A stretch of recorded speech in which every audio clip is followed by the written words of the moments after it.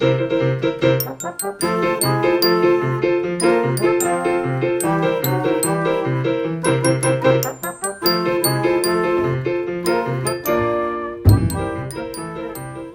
time for this week's assembly, and I have really good news. Almost all of these barrels are full to provide Thanksgiving food for people who don't have any food for Thanksgiving. The not so good news is there are still 2 barrels left to fill, this barrel and this barrel that I'm in. So could you please bring in your food so that we can donate it to people who need it? You can drop it off in front of the school if you're a remote student, or you can drop it off at drop-off or pickup. So please help me get these barrels full. And speaking of Thanksgiving, I just want to take a moment and express our gratitude for anyone in our community who is either a first responder or in the medical profession, who are saving lives for everyone in our community. And I'd also like to take a moment and express our gratitude to our faculty and staff, or our staffalty, who we're so proud of and we're so grateful, who've gotten us from August to Thanksgiving, both remote and in person. Thank you, faculty and staff. And one more thank you. I'd like to turn it over to Coach Clements, who can thank everybody for their involvement in Rocky's Fun Run.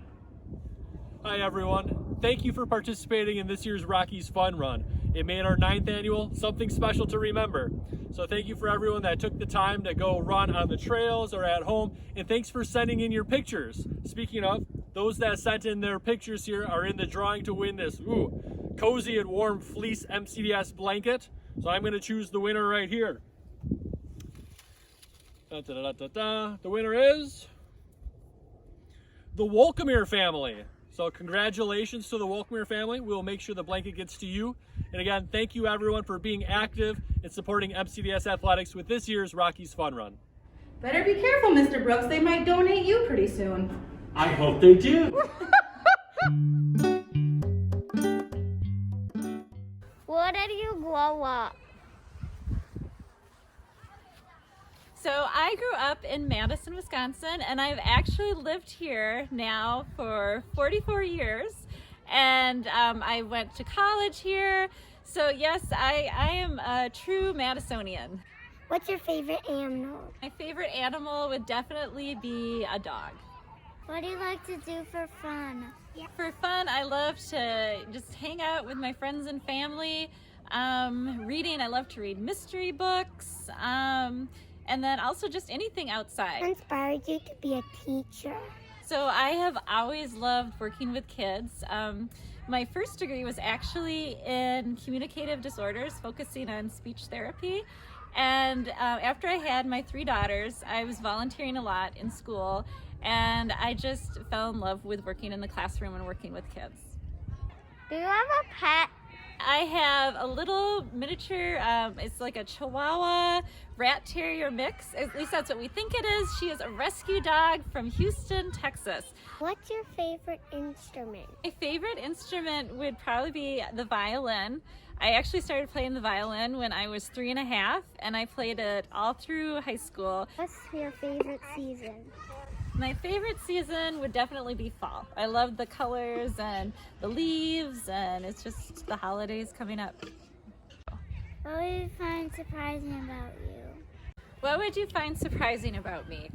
I guess one thing that people are always surprised by is I can't stand watermelon. And my family always makes fun of me because they said, "Really? You don't like watermelon?" But I'm not a fan. Who's your favorite teacher in growing up and why?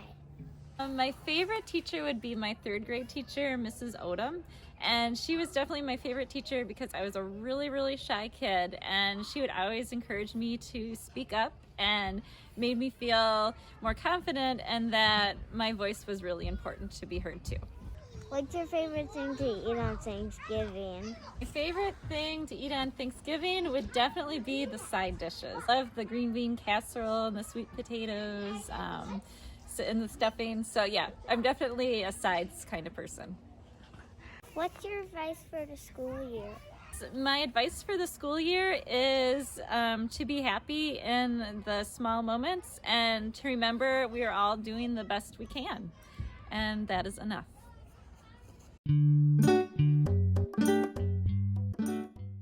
Hola Isabel. Hola. Okay. Who Ready. is someone you admire and why? I admire my dad's sense of humor. I admire my mom's kindness.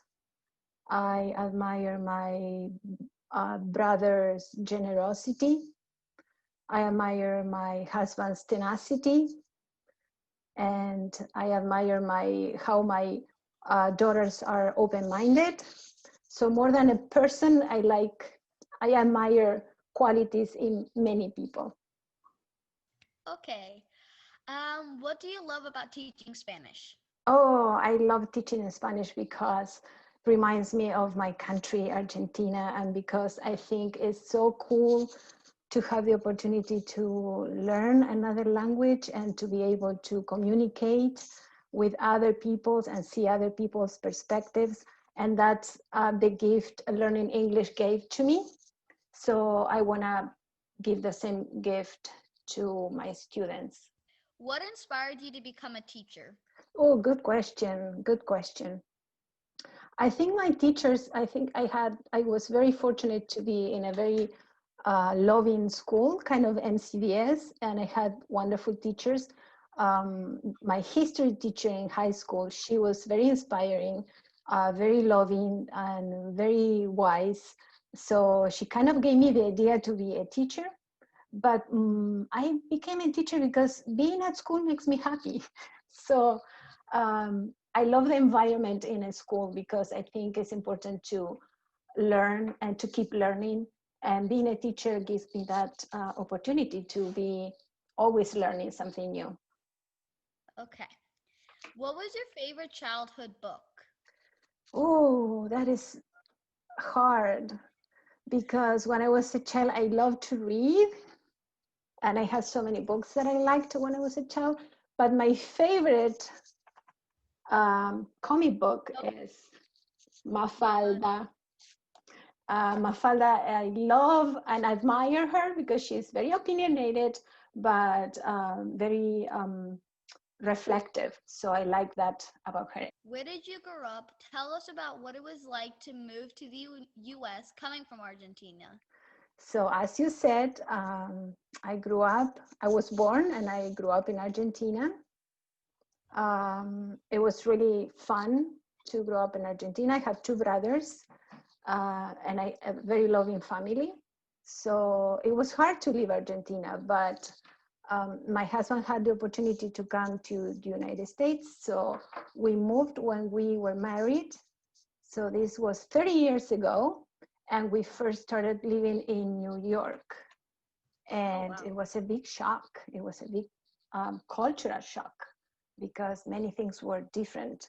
And but now this is home. So I'm glad that I did that and I took that risk to try something different and something new. Okay, that's all the questions. Okay, thank you for the interview. Adiós, Isabel. Adiós. Gracias. De nada. Bye. Ciao. What inspired you to be a history teacher, Mr. Gaston? So teaching is something it's really been part of my whole life. Like my parents were teachers, they're educators. My dad was a college professor and my mom was a special education administrator. Coming back to education, and I think it's because it's honestly the thing that brings me joy.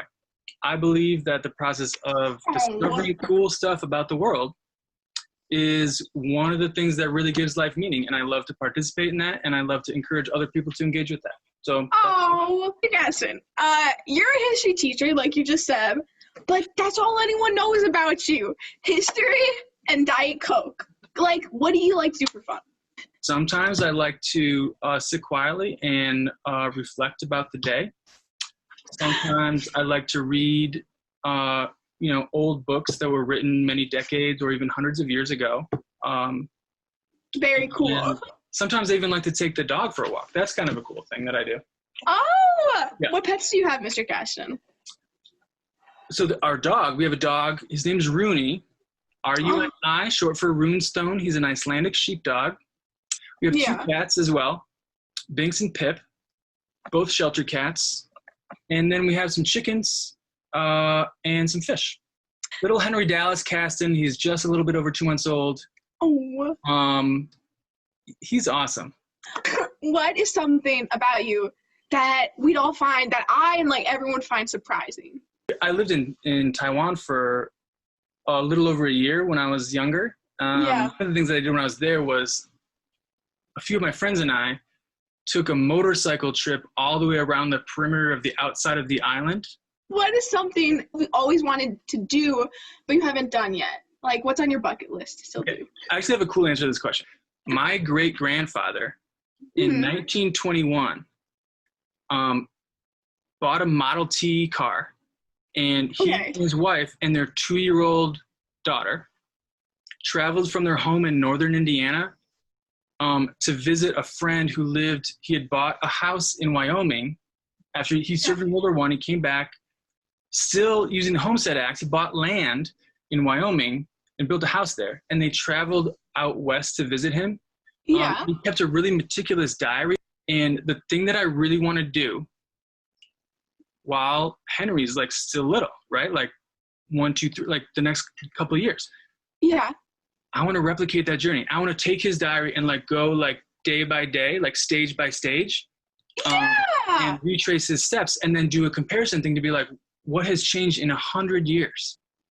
That's what I want to do that I have not done. Mr. Caston, that's actually so cool. I know. And now it's time for birthdays. We're going to do 2 weeks because of the Thanksgiving break.